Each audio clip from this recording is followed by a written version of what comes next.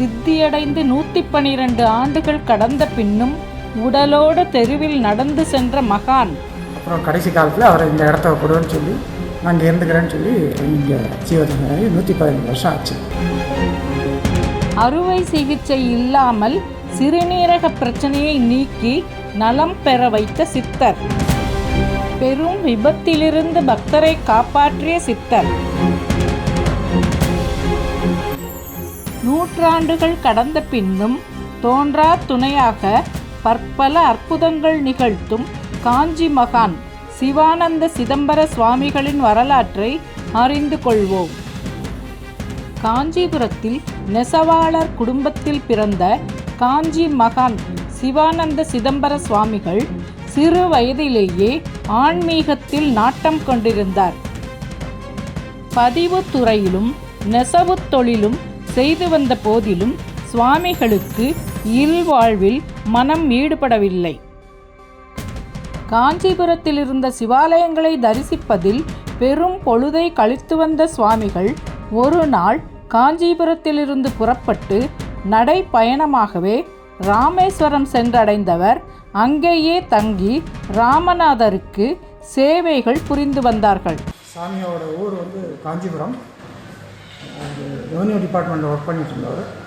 சிவபெருமான் உத்தரவுன்னு சொல்லி ஃபேமிலியெல்லாம் விட்டுட்டு ராமேஸ்வரத்தில் செட்டில் ஆகிருந்தார். அப்புறம் அங்கேருந்து அவரோட உத்தரவு கொஞ்ச நாள் குற்றாலத்தில் இருந்தார். ஒரு நாள் சுவாமிகள் தியானத்தில் இருந்தபோது, சிதம்பரா, நீ திரிகூட மலைக்கு சென்று அங்குள்ள மக்களுக்கு ஆன்மீக நாட்டத்தை ஏற்படுத்தி மூலிகைகள் மூலம் அவர்களது உடல் பிணிகளையும் தீர்த்து வை என்று அசரீரி வாக்காக இறை ஆணை எழுந்தது. சுவாமிகள் ராமேஸ்வரத்திலிருந்து குற்றாலத்திற்கு நடைப்பயணமாகவே வந்து சேர்ந்தவர் அங்கு அருவிக்கரைகளை ஒட்டி தியானம் புரிந்து வந்தார். இந்த ஊர் எலத்தூர்.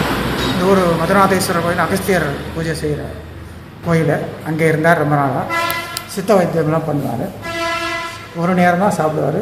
ஒரு பசி எடுத்துனா ஏதோ ஒரு வீட்டுக்கு போய் கை நீட்டி ஒரு கவலம் சாதம் வாங்குவார். அது மட்டும்தான் அவரோட சாப்பாடு.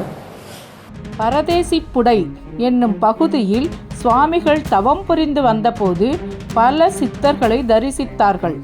அதன் பின் குற்றாலமலை அடிவாரத்தில் உள்ள இலத்தூர் என்னும் ஊரை வந்தடைந்தார்கள். மக்களின் மனப்பிணிகளையும் உடல் பிணிகளையும் சிவபெருமானின் அனுகிரகத்தோடு தீர்த்து வைத்து வந்தார்கள். இலத்தூர் மதுராதேஸ்வரர் கோயில்னு சொல்லிட்டு அகஸ்தியர் பூஜை செய்த தலம். அது அந்த காலத்தில் அனுமன் நதி இந்த ஊர் வழியாக போகிறதா அவர் வரலாறு. அவர் அந்த காலையில் டெய்லி பூஜை பண்ணுவார் இல்லையா, ஆத்தங்கரையில் உட்காந்து மணலை லிங்கமாக பிடிச்சி வழிபட்டுட்டு இருந்தார். அவர் உட்கார்ந்து இந்த இடம் ஒரு புளிய மரத்துக்கு கீழே. இந்த இப்போவும் பார்த்தீங்கன்னா அந்த காற்றடிச்சுன்னா அலை அடிக்கும். அந்த தண்ணி அலை அடித்து அந்த லிங்கம் கரைஞ்சி போகிற மாதிரி இருந்தது. ஸோ அப்போ அந்த புளிய மரத்து மேலே இருந்த தேன் கூட்டிலேருந்து தேன் விழுந்து அந்த லிங்கம் இறுகிட்டு தான். அதனால் அது பேர் மதுராதீஸ்வரர். இன்றைக்கும் அந்த புளிய மரம் புளி இனிச்சு வளர்க்கும். சுவாமிகள் வீதிகளில் நடந்து வரும்போது அரிசி, சர்க்கரை, தேன் கலந்த உணவை எவரேனும் ஒருவரிடமிருந்து மட்டும் ஒரே ஒரு கவளத்தை பெற்று சாப்பிட்டு வருவார். சுவாமிகளுக்கு அன்றைய தினம் உணவு கொடுத்தவரின் வாழ்க்கை இன்னல்கள் நீங்கி செழிக்கும் என்பது மக்களிடையே நம்பிக்கையாக இருந்து வந்தது. காஞ்சிபுரத்திலிருந்து வந்த சுவாமிகளை காஞ்சி மகான் ஸ்ரீ சிவானந்த சிதம்பர சுவாமிகள் என்று மக்கள் பக்தியோடு அழைத்து போற்றி வணங்கி வந்தனர். இலத்தூரில் வசித்த வைத்தியர் ஒருவர் சுவாமிகளை பராமரித்து வந்தார்.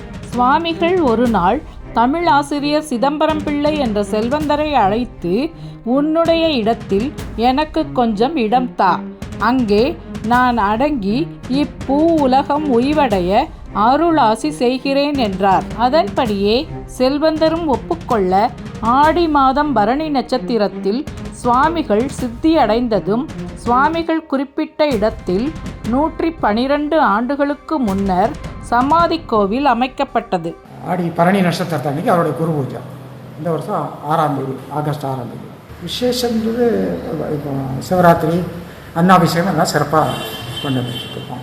சித்தர்கள் 100 வருடங்களுக்கு பிறகே வெளிப்படுவார்கள் எனும் கருத்துப்படியே 12 ஆண்டுகளுக்கு முன்பு சித்தரது வெளிப்பாடு நிகழ்ந்து இன்றளவும் பக்தர்களுக்கு தோன்றா துணையாக இருந்து சுவாமிகள் பற்பல அற்புதங்களை நிகழ்த்தி வருகிறார்கள்.